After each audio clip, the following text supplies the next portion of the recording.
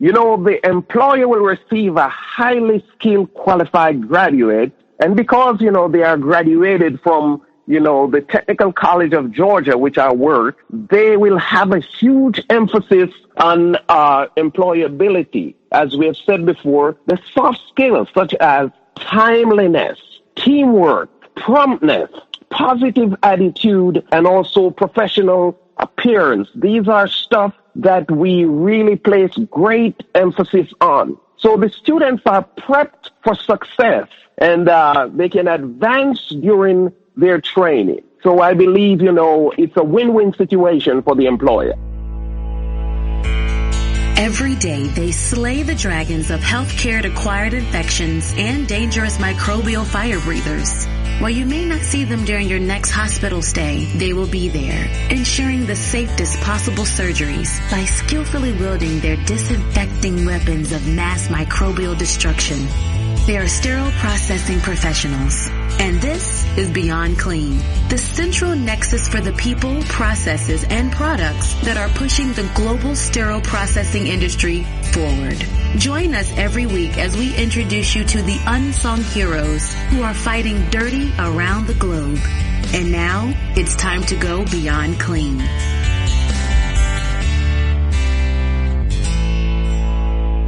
This week on Beyond Clean, we speak with Densley Coke, manager at Northside Forsyth Hospital. Densley has extensive experience in sterile processing from being an environmental service aide in the SPD department, then becoming a surgical technologist, a sterile processing technician, lean processing improvement coach, clinical supervisor, adjunct instructor, and sterile processing manager. He was drawn to this profession when he realized the role in the department played in protecting patients from infections. And you're about to hear that passion from Densley in this interview today. We got a chance to meet him at Isham, really loved his energy, and something that he was doing very unique in collaborating with technical colleges to help develop a curriculum and advance the career of sterile processing. So he'll be an inspiration to our listeners today. And Bob, I'm really excited to speak with him. Yeah, I can't wait, Justin. I think it's going to be a fantastic interview based on our discussions at Isham. I just can't imagine. Can you imagine having an instructor with his level of passion in a college that you're going to? I know half of mine wanted to make me go to sleep during class, and I can see him definitely not doing that. Yeah, college is an interesting ground, and we'll talk about that, but you require passion to get people to strive for excellence, and I think Densley's got that in spades, and we'll be going into great detail. But as a reminder, you can subscribe to Beyond Clean on iTunes, Stitcher, Google Play, and Spotify, or search for Beyond Clean on your favorite podcast application. We can also be heard on the Sterile Education app available on iTunes and Android. Follow Beyond Clean on Twitter at Beyond Clean Info, Facebook.com/Beyond Clean Podcast, LinkedIn.com/company/Beyond Clean, Instagram is Beyond Clean Podcast, and we're also really pleased to announce that we've kicked off our YouTube channel, youtube.com/Beyond Clean, featuring Beyond the Headlines with Mike Matthews, Real Talk with Bob Mars, and Fighting Dirty with Hank Balch. Finally, for all of you frontline leaders out there, we've added mentorship programs and same-day assessments. And for the vendors, we have Vendor Spotlight podcast release every Friday and social media consulting opportunities. So to learn more, contact us by emailing info@beyondclean.net. Before we get started, Season 5 of Beyond Clean is brought to you by EndoPlus and ReadySet Surgical. EndoPlus is an original equipment manufacturer that has made purchasing new laparoscopic instruments nearly as simple as buying a book on Amazon. Visit endoplususa.com/BC to learn why hospitals and surgery centers across the U.S. are switching to EndoPlus's patented laparoscopic scissors. And don't miss out on EndoPlus's limited time offer for Season 5 Beyond Clean listeners who will receive a Yeti 10-ounce insulated wine tumbler tumbler with the purchase of a lap instrument. EndoPlus is your competent, reliable resource for a comprehensive preventive maintenance program for all of your laparoscopic devices. Find what you need, make informed decisions, be supported at endoplususa.com/BC. That's ENDOPLUSUSA.com/BC. Got loaners? Get ReadySet. ReadySet automates the loaner and consignment supply chain while driving greater transparency and accountability amongst vendors. ReadySet's cloud-based coordination platform consolidates logistics, documentation, and communication for all members of the procedural team to ensure that every procedure has the right equipment at the right time. With complete documentation, interested in learning more? Listen to founder and CEO Kirthi Kanabadi's Season 1 interview on Beyond Clean. Sign up for a demo today, and as a loyal Beyond Clean listener, you are eligible for a 6-month no-obligation trial of the ReadySet platform. Just remember to mention Beyond Clean in your demo or trial request to take advantage of this offer. Are you ready? Get ReadySet. You're listening to Beyond Clean, the global voice of sterile processing. Joining us now is Densley Coke, manager at Northside Forsyth Hospital, and we're going to talk about higher education. We've had some previous episodes, and it's obviously a great focus of the Beyond Clean team to be delivering education to all of our listeners, but we're going to talk about it a little bit more in terms of advancing education and collaborating with technical colleges to improve sterile processing. So, Densley, we are very excited to talk to you today. Thank you, gentlemen. I am also excited to be able to speak with you and share with you my passion for what I do in sterile processing and also the educational aspect of sterile processing.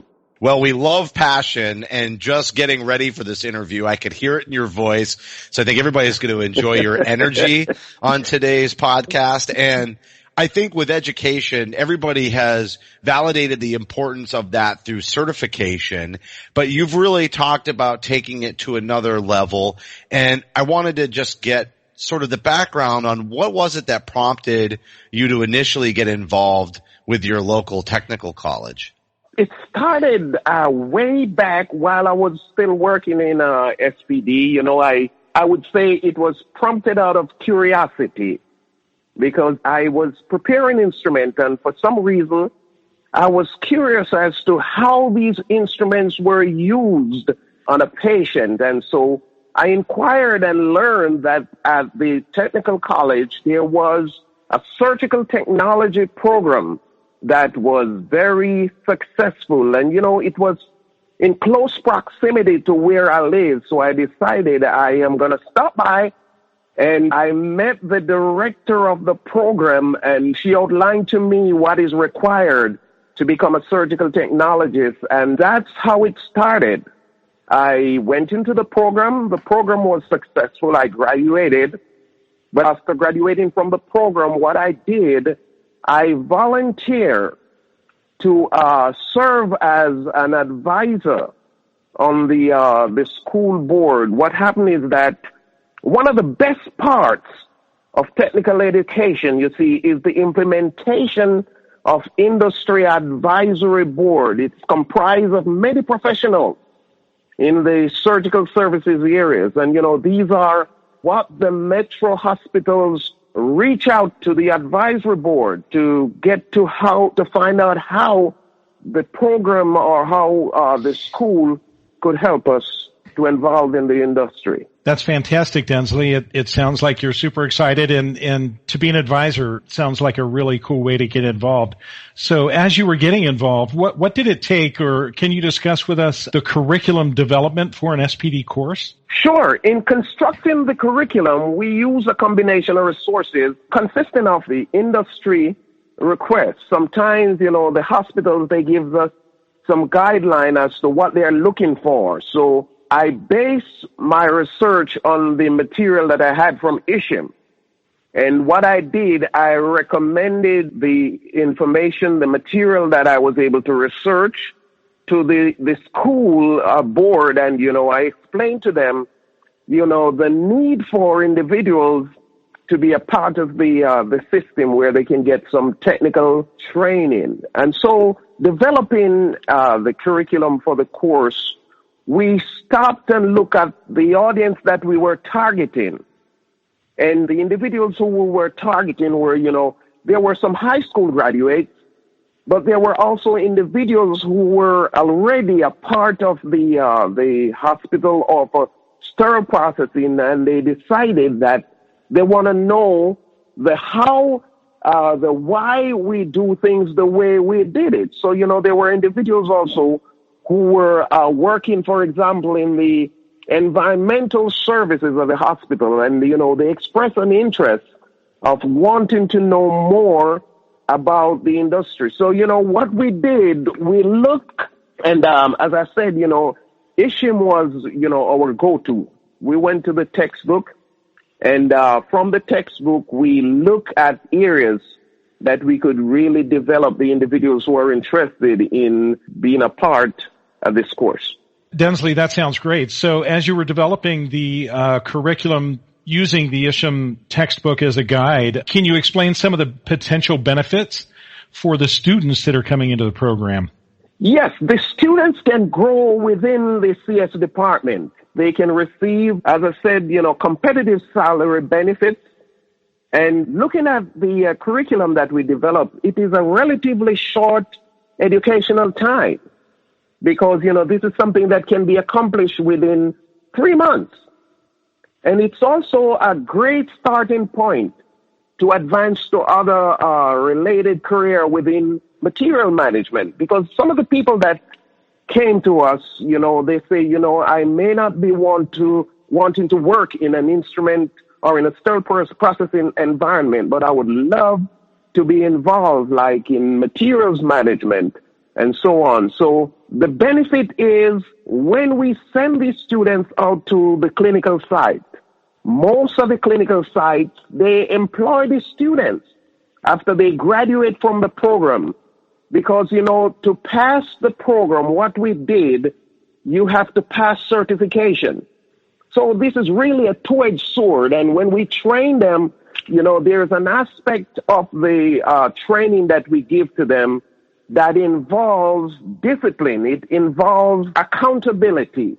And we work on, say, individuals getting onto their job in a timely manner. We don't really encourage tardiness. So we use this to shape most of the students in employability or employment purposes or whatever word we can find to really put it. But we groom them, for the lack of a better word, to go there in the workforce. Yeah, Densley, that's becoming more and more common practice in higher education even to have the kinds of classes, such as time management, for instance, or how to read a book kinds of things. And it is because, we're dealing with a diverse, student body coming from different backgrounds, like you said, some right out of high school, others with different job experiences. And I just wanted to go back. You made a great point that I think a lot of us overlook in the industry, and that is that just because this may be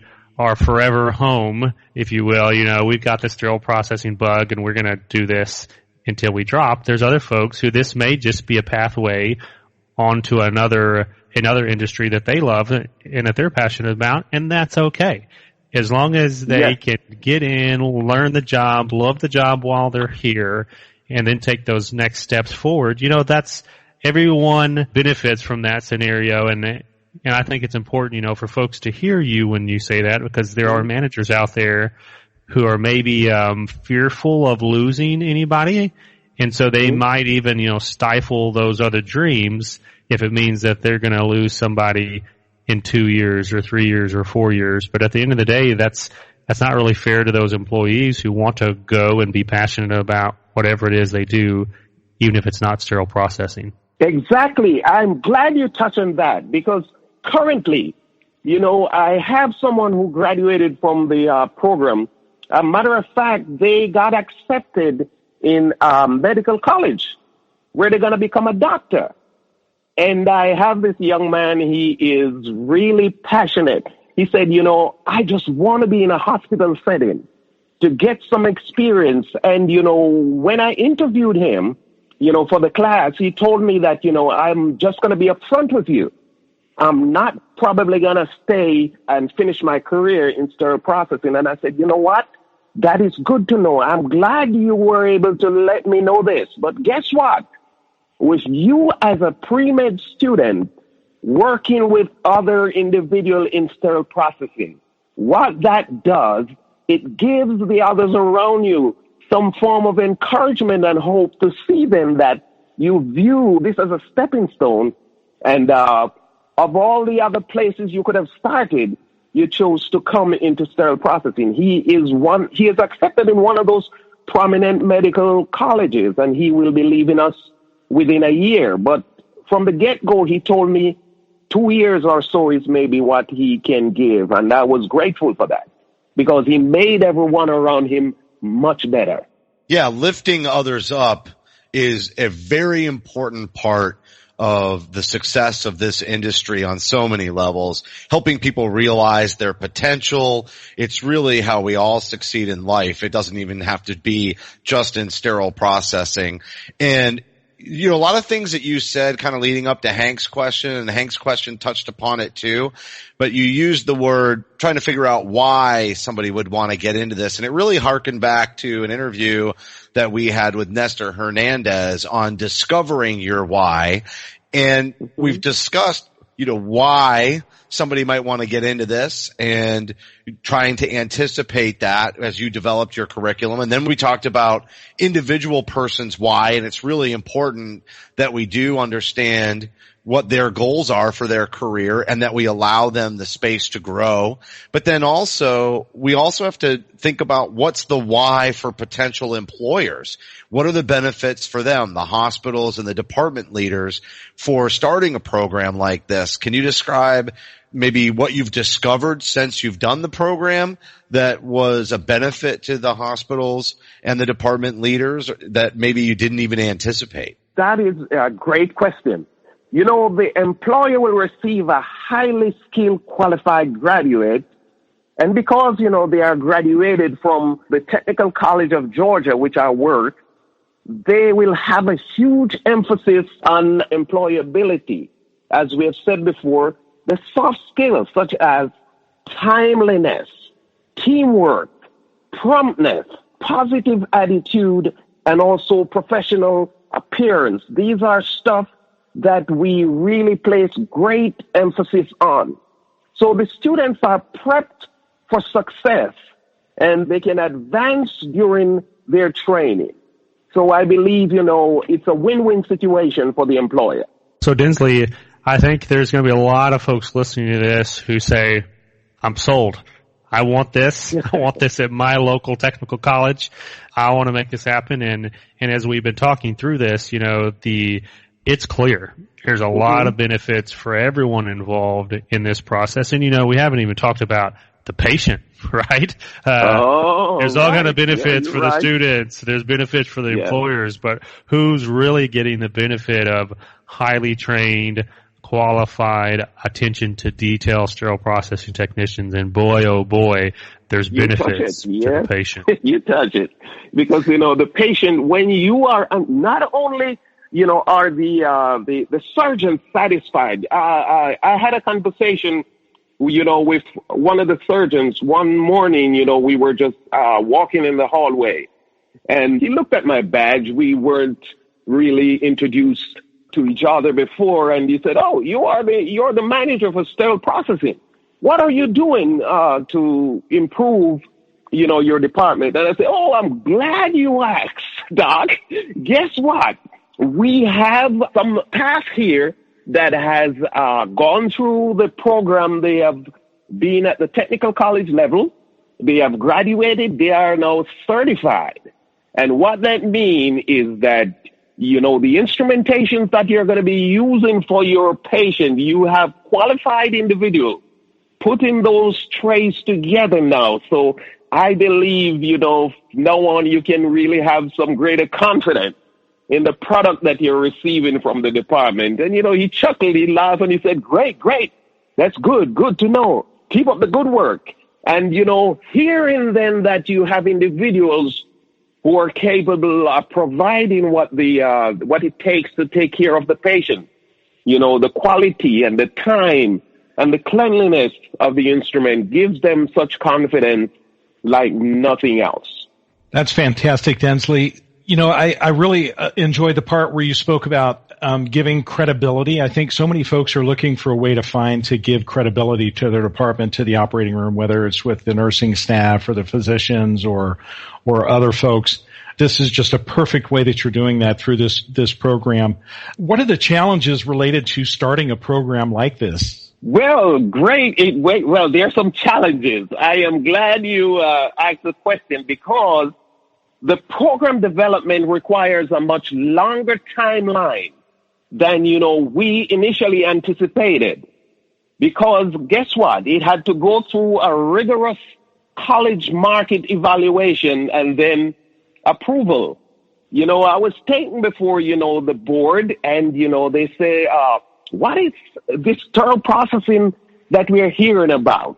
And for the first time, what I did, was to put together a PowerPoint presentation and, the board and the dean and everyone that were responsible. I stood before them and I said, this is what it's all about. And you could see in their faces the surprise because they haven't heard anything about this sterile processing thing that I'm talking about. And now here it is. It's going to be a part of the curriculum and everything at the college, hopefully. And after we made the presentation, it had to go on to the state approval process and then a federal approved process. And the reason why we take it through all of these processes, and again, I would encourage patience because financial aid is really what you want.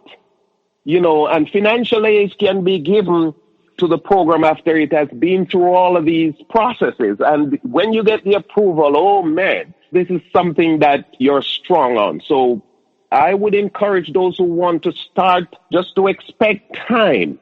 It's going to take some time.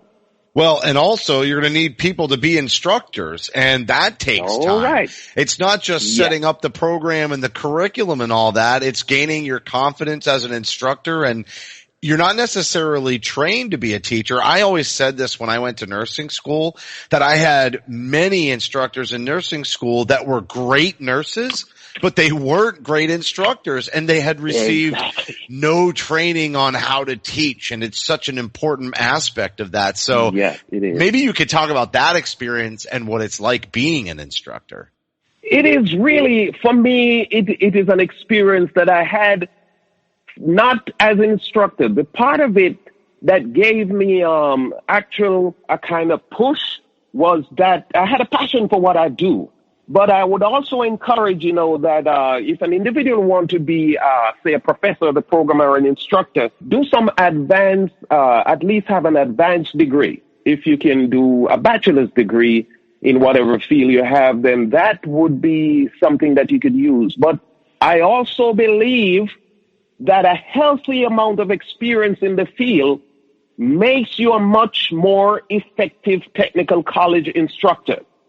Because contrary to what others may think, when you are instructing individuals on something that you're doing, something that you have a passion for, when I go before the class and introduce myself, and when I explain to the student that, I have been working in sterile processing for over 27 years, you hear the, ooh, ah.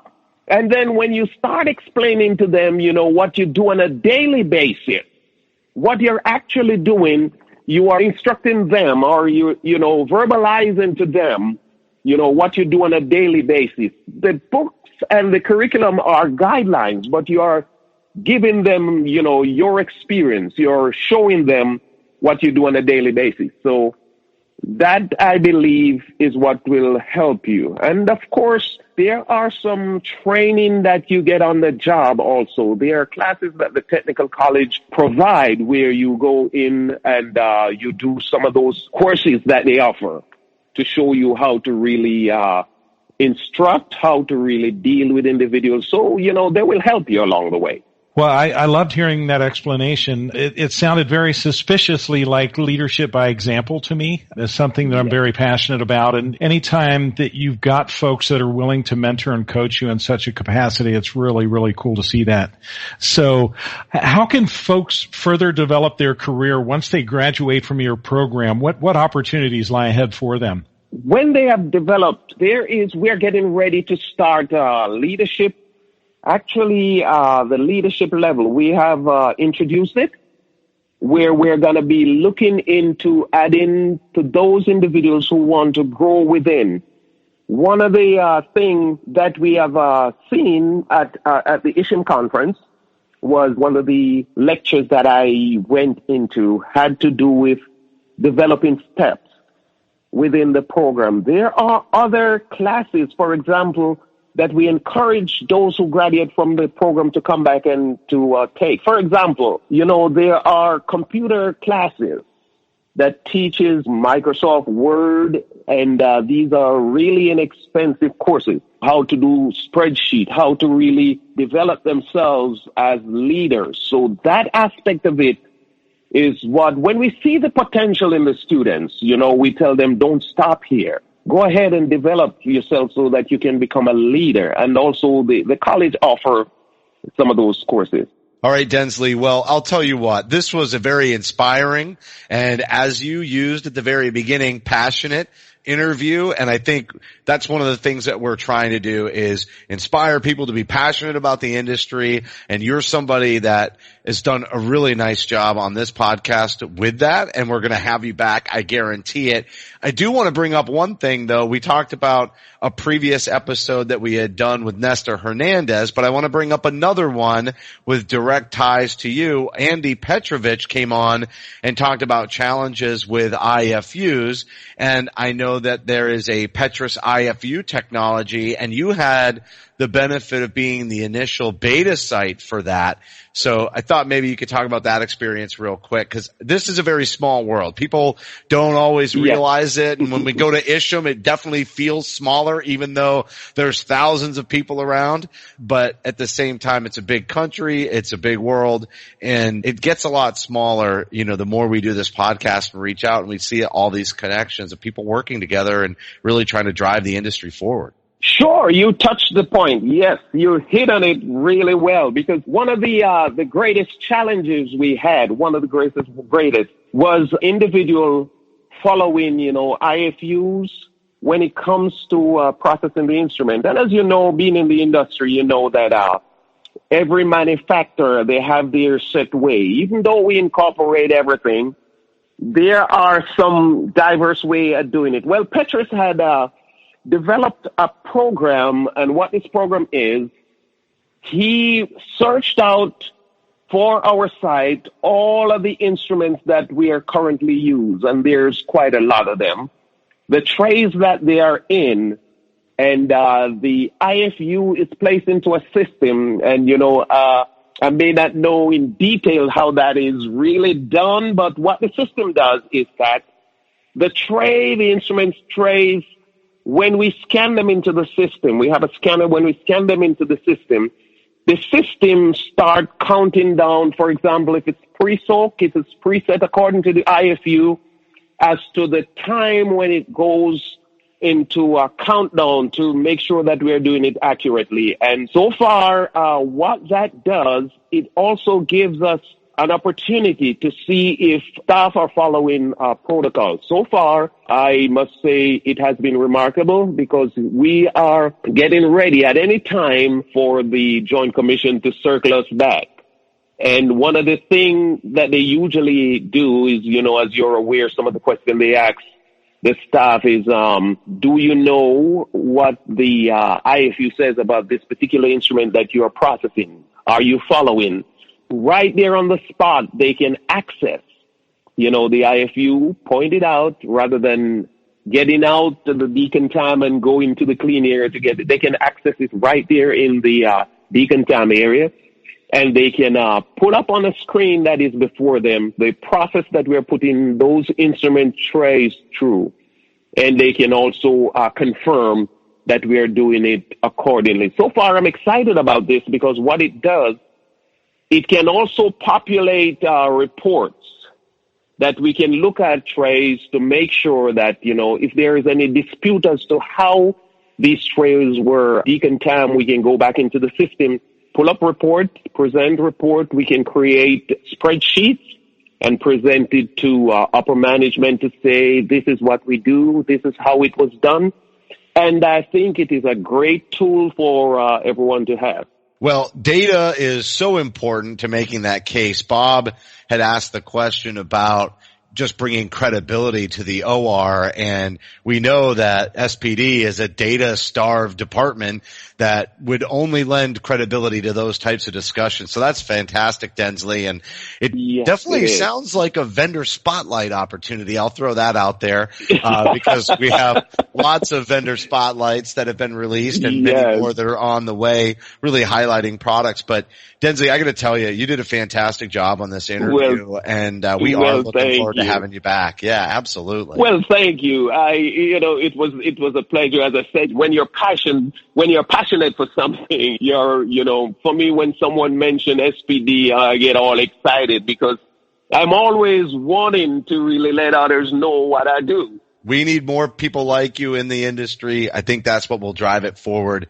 And again, just a great job. So that was Densley Coke, manager at Northside Forsyth Hospital. And Bob, this was a great interview. I mean, yes, we talked a lot about the passion, but he also really talked a lot about putting SPD in a great light. He talked about the whys, that looking at it from all angles about why this would be such a good thing for anybody to do. And as you know, we've talked a lot about that education and really putting it on the same level as the surgical technology programs. And I know a lot of these have popped up. Some have been successful, some haven't. And as you noted before we got started with the interview, that Densley's passion, just imagine if we had that when we were in school. And I think that's really a big driver to the success of these programs.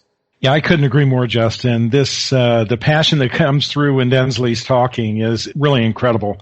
The students have to love it. His hospital has to love it. They've got to love that passion is hopefully rolling over into his technicians in the department that he works at and ultimately impacting the patients on a daily basis. What a great guy to have in a facility driving patient safety and pushing best practice. All right, well, that's going to do it for this week's show. As a reminder, you can help support us by subscribing to Beyond Clean on iTunes, Stitcher, Google Play, Spotify, or your favorite podcast application. Simply search for Beyond Clean Podcast. We'd appreciate a rating and a review because your feedback is important to the show. And if you have any topics that you'd like us to cover on a future episode, or if you'd like to share a picture anonymously on our Instagram page, just send an email to info@beyondclean.net. On behalf of Hank, Mike, Bob, and myself, thank you for listening to another edition of Beyond Clean.